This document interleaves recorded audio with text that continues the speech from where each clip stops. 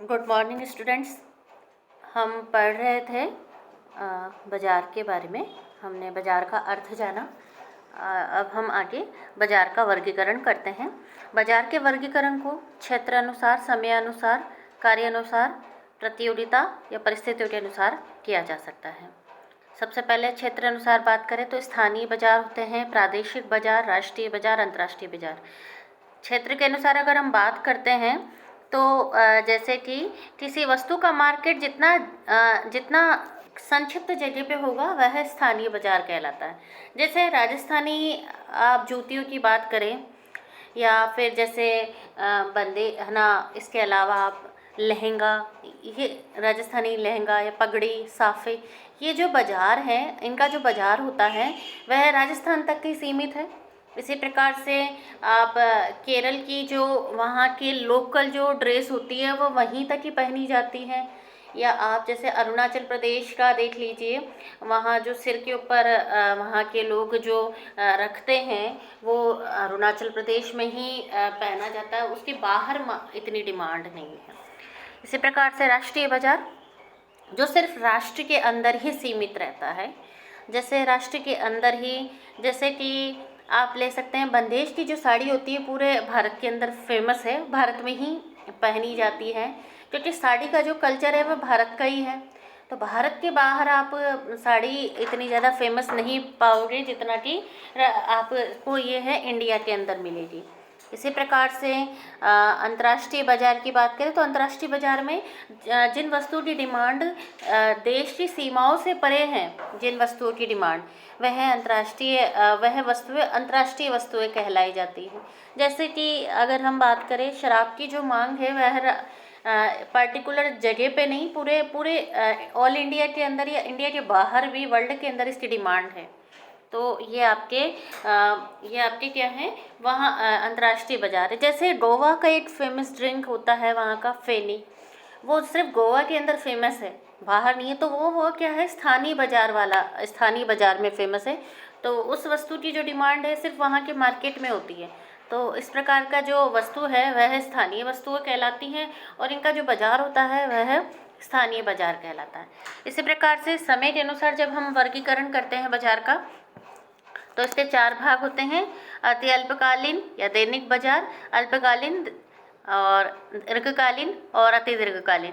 देखिए समय के अनुसार यहाँ पर सप्लाई डिपेंड, यहाँ जो वस्तु की जो पूर्ति है ये इसका संबंध समय से होता है।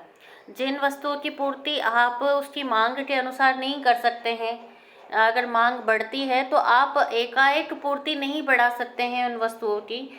तो इस प्रकार के जो बाज़ार होते हैं वह अति अल्पकालीन बाज़ार या दैनिक बाज़ार कहलाते हैं। जैसे कि मान लीजिए किसी पर्टिकुलर टाइम पर दूध की मांग बढ़ जाती है, तो दूध की सप्लाई चूँकि आप बढ़ा नहीं सकते हो एक टाइम में, आप थोड़ा सा इधर से उधर लेके आ सकते हो, लेकिन सप्लाई आप मांग के अनुसार नहीं बढ़ा सकते हैं, बिल्कुल भी नहीं बढ़ा सकते हैं। तो इस प्रकार का जो मार्केट होता है वह दैनिक बाज़ार कहलाता है। तो सामान्यतः शीघ्र नष्ट होने वाली वस्तुओं का बाज़ार दैनिक बाज़ार होता है। दूसरा है अल्पकालीन बाज़ार। अल्पकालीन बाज़ार वह बाज़ार होता है जिसमें वस्तु की पूर्ति में मांग के अनुसार तो परिवर्तन कर नहीं सकते, लेकिन मांग में वृद्धि होने पर आप वर्तमान साधनों का अधिक प्रयोग करके कुछ सीमा तक पूर्ति को बढ़ाने की कोशिश कर सकते हो। अकॉर्डिंग टू डिमांड आप सप्लाई नहीं बढ़ा सकते, लेकिन सप्लाई को आप सिर्फ साधनों का बहुत अच्छे से इस्तेमाल करके सप्लाई को थोड़ी सी बढ़ाने की कोशिश कर सकते हो।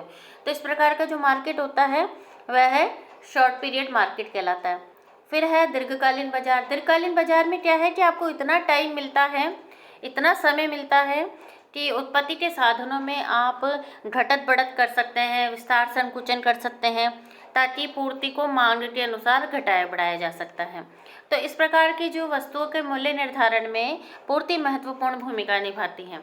और अति दीर्घकालीन बाज़ार, ये वह बाज़ार होते हैं जिसमें समय अवधि इतनी लंबी होती है कि न केवल पूर्ति में परिवर्तन आता है बल्कि मांग पक्ष में भी परिवर्तन आता है। मांग पक्ष में परिवर्तन कौन से तत्व करते हैं, जैसे कि जनसंख्या, रुचि, फैशन आदि में परिवर्तन। इसी प्रकार से पूर्ति पक्ष में कौन से तत्व परिवर्तन करते हैं, जैसे मान लीजिए नया उत्पाद लेकर आ गए आप, नई टेक्नोलॉजी लेकर आ गए, नई खोज आ गई, तो ये सब क्या है, सप्लाई में अपने आप ही बढ़ोतरी कर देते हैं। तो दीर्घकालीन बाजार में क्या है, मांग और पूर्ति में पर्याप्त समय रहता है परिवर्तन होने का। तो इस प्रकार का बाजार आपका दीर्घकालीन बाजार कहलाता है। देखिए, कीमतों का निर्धारण हमेशा ध्यान रखिएगा, डिमांड और सप्लाई पे डिपेंड करता है कीमतों का निर्धारण। कीमतें कहाँ निर्धारित होती, जहाँ डिमांड और सप्लाई कर्व आपस में एक दूसरे को काटते हैं, वहाँ कीमतें डिसाइड होती हैं। तो हमने जो मार्केट पढ़ा है, जैसे अति अल्पकालीन मार्केट की बात करते हैं हम। अति अल्पकालीन मार्केट में चूँकि आपकी डिमांड कर्व तो इस तरीके से रहेगा, सप्लाई में आप बढ़ोतरी नहीं कर सकते, तो सप्लाई कर्व आपका क्या, वर्टिकल शेप में इस तरीके से रहेगा। अब अगर मांग बढ़ रही है तो सप्लाई में बढ़ोतरी नहीं कर सकते, घट रही है तो सप्लाई में कुछ कमी नहीं कर सकते। तो ऐसी स्थिति में डिमांड पूरा का पूरा रोल अदा करती है कीमत निर्धारित करने में। ये देखिए, डिमांड आपका पूरी तरीके से रोल अदा कर रही है कीमत निर्धारित करने में। इसी प्रकार से जब अल्पकालीन बाजार की बात करते हैं, तो डिमांड कर्व तो आपका इस तरीके से रहता है। यहाँ जो सप्लाई कर्व होता है, जैसे अति अल्पकाल में ये वर्टिकल रहता है, तो अल्पकाल में आप इसकी शेप इस तरीके से रख सकते हैं। ठीक है, थोड़ा सा मूवमेंट करता है, थोड़ा सा टिल्ट होता है, ये वर्टिकल से थोड़ा सा टिल्ट हो जाता है ये। ठीक है, पूरी तरीके से नहीं, अकॉर्डिंग टू डिमांड नहीं होता, लेकिन हाँ, साधनों का बहुत अच्छा उपयोग करके आप क्या कर सकते हैं, उत्पादन की मात्रा, साधनों का अच्छा उपयोग करके आप सप्लाई में बढ़ोतरी कर सकते हैं। अब जैसे कि अति अल्पकालीन बाजार में तो ये सप्लाई कर्व जो है आपका वर्टिकल रहता है। अल्पकालीन बाजार के अंदर स्थिति इस तरीके से आपका ये सप्लाई कर्व इस तरीके से इस शेप में आता है। तो अगर मान लीजिए जैसे कि डिमांड बढ़ गई है, तो अति अल्पकाल में तो प्राइस फिर भी आपकी इतनी रहती है, अल्पकालीन में प्राइस में थोड़ी सी कमी आ जाती है। लेकिन आप अकॉर्डिंग टू डिमांड तो सप्लाई नहीं कर पाते हैं, लेकिन हाँ, सप्लाई में बढ़ोतरी की जा सकती है अगर आप साधनों का बहुत अच्छे से उपयोग कर पाते हैं। दीर्घकालीन बाजार में क्या होता है कि अगर डिमांड कर्व आपका ये है, तो दीर्घकालीन बाजार में पूर्ति में भी परिवर्तन कर सकते हो। तो ये देखिए आप सप्लाई कर्व, जहाँ अति अल्पकाल में आपका वर्टिकल था, सप्लाई कर्व आपका दीर्घकाल में वर्टिकल था। दीर्घकाल में ये जो बाजार है, आप अकॉर्डिंग जैसे जैसे डिमांड बढ़ती है तो सप्लाई कर्व भी आपका बढ़ जाता है, या आप कह सकते हैं कि अकॉर्डिंग टू डिमांड आप सप्लाई में भी बढ़ोतरी कर पाते हैं। और अति दीर्घकालीन बाजार में तो मांग और पूर्ति दोनों में बहुत अधिक परिवर्तन होता है। आगे है कार्य अनुसार बाजार का वर्गीकरण। अगर हम कार्य के अनुसार बाजार का वर्गीकरण तो पाए, तो देखिए पहला होता है मिश्रित या सामान्य बाजार। ये ऐसे बाजार होते हैं जिसमें सभी तरीके की वस्तुएं मिल जाती हैं। ठीक है, माने एक आम उपभोक्ता उस बाजार में जाकर अपनी आवश्यकता के अनुसार सभी प्रकार की वस्तुएं प्राप्त कर सकता है। विशिष्ट बाजार, कुछ बाजार स्पेशली उन्हीं चीज़ों के लिए बनते हैं। जैसे हम फिश मार्केट में जाते हैं तो वहाँ स्पेशली हमें फ़िश की ही वैरायटी मिलेगी। इसी प्रकार से रेडियो मार्केट है तो वहाँ रेडियो के ही आपको वो चीज़ें मिलेंगी, वस्तुएं मिलेंगी। तो ये विशिष्ट प्रकार के बाजार होते हैं। तीसरा होता है नमूने द्वारा बिक्री। आपने देखा होगा कि कुछ लोग पैकेट में नमूना आपको दिखाते हैं कि ये चीज़ ऐसी है, हमारे पास में इतना बड़ा स्टॉक है, आप इसके, और आप सिर्फ रैंडम आप उन नमूनों को देखकर आप वस्तुओं को खरीदते हैं। तो इस प्रकार का बाजार जो होता है वह नमूने द्वारा बिक्री वाला बाजार होता है। फिर है श्रेणीकरण द्वारा बिक्री, कि बहुत सी वस्तुओं का श्रेणीकरण एवं प्रमाणीकरण कर दिया जाता है और व्यापारी सिर्फ उस वस्तु की किस्म का ज्ञान केवल उसकी ग्रेड के आधार पर लगाकर क्रय विक्रय के सौदे करते हैं। अब आगे हम देखते हैं प्रतियोगिता के अनुसार बाजार। प्रतियोगिता के अनुसार बाजार को 3 भागों में विभाजित किया जाता है।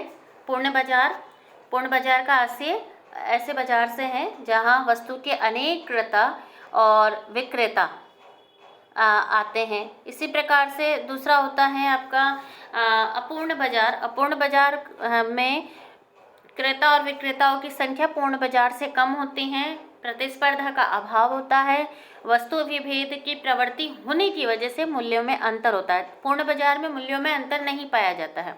इस बाजार में आपको मूल्यों में अंतर मिलेगा। कीमतों में अंतर इसलिए मिलेगा क्योंकि सभी फर्में अपने अपने अनुसार एकाधिकारी होती हैं। फिर है नेक्स्ट एकाधिकार बाजार, मोनोपोली मार्केट। यह बाजार का वह रूप है जिसमें वस्तुओं का विक्रेता या पूर्तिकर्ता एक ही होता है। सप्लाई पूरी तरीके से सिर्फ एक पर्टिकुलर पर्सन ही या एक पर्टिकुलर सेलर ही करता है। उसका पूर्ति पर पूरी तरीके से नियंत्रण होता है और इस नियंत्रण की वजह से वह कीमतें में मनमानी कर सकता है और उस वस्तु की जो पूर्ति है या उस वस्तु का कोई निकट स्थानापन्न नहीं होता है। और अन्य बाज़ारों की अगर हम बात करें तो बाज़ार जैसे कि उचित बाज़ार और काला बाज़ार। काला बाज़ार आप जानते ही हैं कि जहाँ पर लीगली वस्तुएं बेची नहीं जाती है, ओपनली नहीं बेची जाती है, खरीदी बेची नहीं जाती, वह काला बाज़ार होता है।